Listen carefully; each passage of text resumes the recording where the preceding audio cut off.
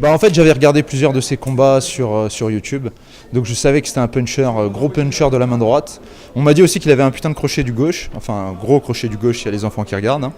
Et donc je me suis dit bon, on garde la distance, on se prépare à boxer, mais je vais essayer de l'amener au sol pour voir ce que ça donne au sol. Et en fait au sol j'ai collé parce qu'il cherchait à se relever, il cherchait à retourner, donc j'ai essayé de construire par rapport à la position. Et après, j'ai envoyé des cacahuètes, faire des combats. Et bien sûr, l'objectif, comme j'imagine tous les combattants français, c'est de devenir professionnel à temps complet. Donc c'est vrai qu'on parle de l'autorisation, la légalisation du MMA en France. Et je pense que ce serait vraiment magnifique.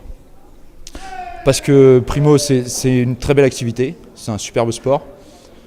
Et même s'il y a beaucoup de réfractaires, on va dire, qui ont peur de l'activité, ça me fait penser un peu à la boxe thaï il y a une quinzaine ou 15-20 ans, où ils avaient exactement la même image et finalement ça a été légalisé.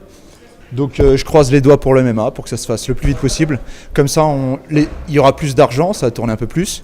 Les sponsors auront plus de finances aussi.